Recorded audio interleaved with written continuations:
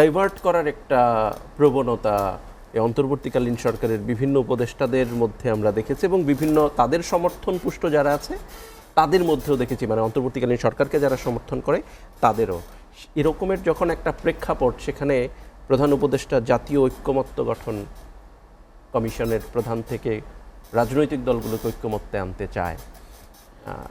এটা একটা অসম্ভব দায়িত্ব নিছে। উনি তো নিজেই বলে এ বিষয় আমার না, আমি যোগ্য না, তার উপদেষ্টারাও যোগ্য না, ওনারাও নাকি শিখতেছে। এটা তো রাষ্ট্র চালানোর শিক্ষার ট্রেনিংখানা বানাইছে ওনারা। তো ঐক্যমত্য, আমি তো আগেই বললাম যে আপনি যাই সংস্কার করেন, নেক্সট পার্লামেন্ট অর্থাৎ ইলেকশনে জনগণের প্রতিনিধিরা অনুমোদন না করলে এটার কোনোই অর্থ না। আপনি রাজনীতিবিদদের সাথে কি সংলাপ করেছে? এই যে ঐক্যমত্য কমিশন করবে, হ্যাঁ, ঐক্যমত্য গঠন ঐক্যমত্য, আপনি তো যে কমিশন যে খসড়া দিচ্ছে, এই কমিশনে কোনো রাজনৈতিক দলের প্রতিনিধি আছে? কমিশন ডাকছেন, যার যার লিখিত দিয়ে আসছে। আপনি যদি আন্তরিকভাবে কমিশনের সংস্কার চাইতেন, এখন দুটো বড় দল আছে, আওয়ামী লীগ, জামাত, তারা তো তাদের প্রস্তাবনা, বিএনপি জামাত, তারা লিখে দিচ্ছে না? লিখে দিচ্ছে তো। আপনাকে বিএনপির পক্ষ থেকেও বলা হয়েছে এটা প্রয়োজনে বাড়তে পারে, কমতে পারে। আপনি এই যে দুইটা পার্টির সংস্কার, এটি নিয়ে আপনি বসতেন রাজনৈতিক দলের সাথে সরাসরি, প্রয়োজনে এক্সপার্ট নিয়ে বসেন, বসে তাহলে তো জিনিসটার সমাধান হবে। সেটাই তো হবে বললো। এই প্রতিবেদনগুলো যখন পাবে এই জানুয়ারির মাঝামাঝিতে ঐক্যমত্য গঠন কমিশন হবে, সেই রাজনৈতিক দল এই জন্যই বলে একমতে পৌঁছে যেইগুলো সম্ভব হবে সংস্কার। এই জন্যই বলে যে ওনারা দুইজন জনগণের পাস বোঝে, আমরা বুঝি না, পেশাজীবী।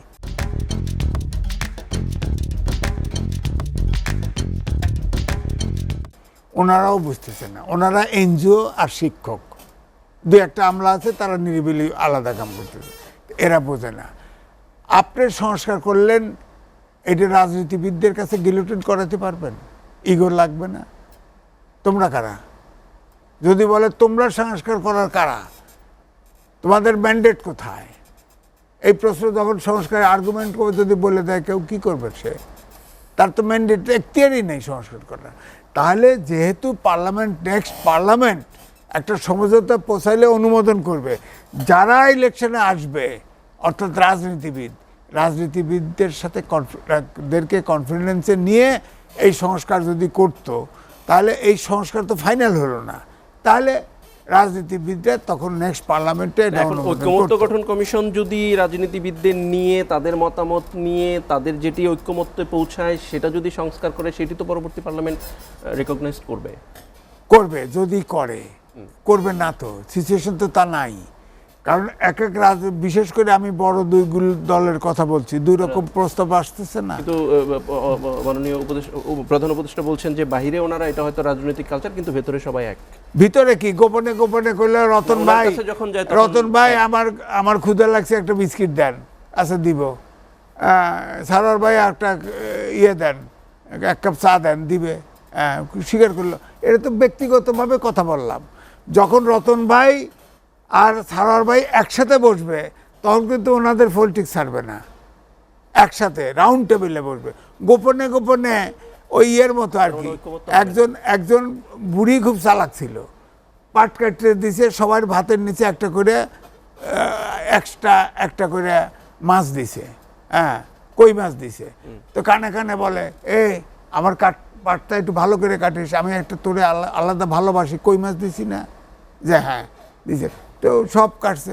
এখন যখন পানিতে ডুব দিয়ে পাট কাটে, একে অপরে করতে যায়, কই মাছ খেয়ে আসছি, ফাঁস হয়ে গেছে, তখন পাট কাটাই বন্ধ করে দিছে, আর পাট কাটা হয় না। তো এদের তো তাই হয়েছে। আলাদা আলাদা আপনি কথা বলতে চান কেন? আপনি একসাথে রাউন্ড টেবিলে বসান, আপনার সংস্কার প্রস্তাব যেগুলো রাজনীতিবিদদের কাছে নিলেন, এটার থেকে শুরু করেন। এখানে যেটা নাই সেটা উপস্থাপন করেন, যেটা বাড়তি, যেটা ডিবেটেবল সেটা ফেলায় দেন। এইভাবে একমত হন। আপনি কানে কানে কথা বলে, আলাদা আলাদা কথা বলে একদিনে 9টা পার্টি ডাকছেন, কি সংস্কার সংলাপ করছেন?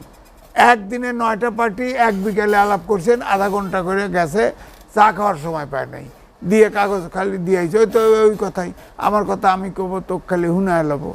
হ্যাঁ, এত সহজ না তো।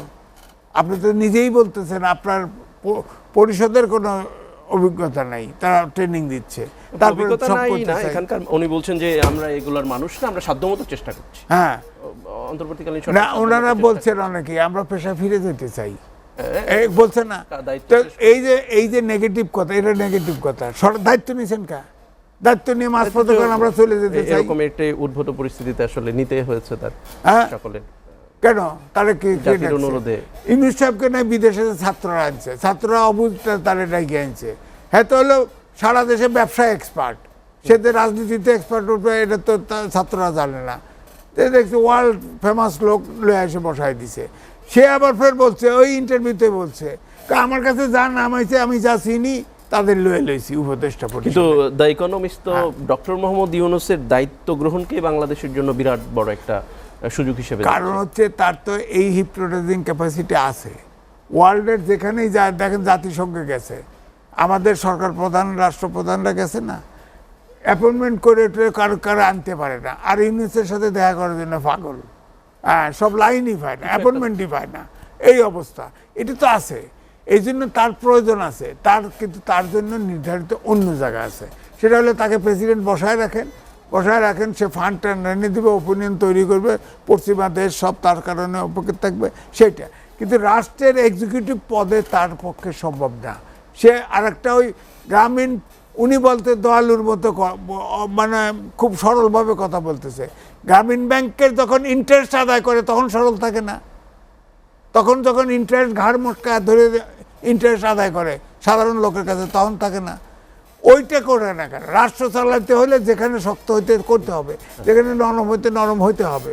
হ্যাঁ, তো সুতরাং আপনি এক জায়গায় ঠিকই প্র্যাকটিস করতে পারেন, এখানে এসে করেন যে আমার কাজ না। এই যে নীতি যারা তৈরি করবে তাদেরকে আসলে নীতির ভেতরে রাখা বাংলাদেশের রাজনীতির প্রেক্ষাপটে দেখেন, কতটা সম্ভব? 100% গণতান্ত্রিক না থাকলেও পৃথিবীতে পশ্চিমা দেশে গণতান্ত্রিক চর্চা আছে। ব্রিটেন তো গণতন্ত্রের উদাহরণ, সেখানে রানী ছিল, রাজা আছে, তারপরেও কিন্তু তাদের কিন্তু অ্যাকাউন্টেবিলিটি আছে। জাপানে দেখেন অত্যন্ত ভদ্র জাতি, নাই, জাপানের ভদ্র প্রধানমন্ত্রী দুর্নীতির দায় আউট হয়ে যাচ্ছে, কিন্তু সরকারি ব্যবস্থার কোনো পরিবর্তন হচ্ছে না। সুতরাং এটা একটা কালচারের অংশ। আপনি 53 বছর পরে 54 বছর দেশ চলতেছে, স্বাধীন হলো, আমরা বলি অনেক সূচকে আগাচ্ছে, কিন্তু রাজনৈতিক সূচকে পিছাচ্ছে। তো রাজনৈতিক সংস্কৃতি, রাজনৈতিক চর্চা সর্ব লেভেলে, এবং মানুষের ভিতরে যদি এই যে গণতান্ত্রিক মানসিকতা তৈরি না হয়, তাহলে কিন্তু এই চর্চা জোর করে চাপায় দেওয়া কঠিন। তো ধরেন, আমি যদি শুরুটা করতে পারেন, ধরেন এখন নিম্নকক্ষ উচ্চকক্ষ একটা প্রচেষ্টা, সবাই একমত হচ্ছে এটাতে। এখানে যদি উচ্চকক্ষ আনুপাতিক নির্বাচনে রাখেন এবং সেখানে যদি প্রফেশন ঠিক করে দেন যে এই জায়গাটা পলিটিশিয়ানদের কাছে থাকবে না, এটা বিভিন্ন স্টেক হোল্ডার, বিভিন্ন প্রফেশনাল, এবং যারা এই আনুপাতিক নির্বাচনে তারা পার্টির সদস্য হবে না।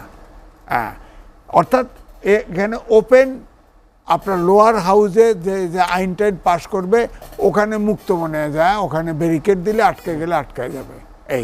তাহলে এক পার্টির, কিন্তু যে পার্টি সরকারে থাকুক সে কিন্তু যাইতে তাই করবে না।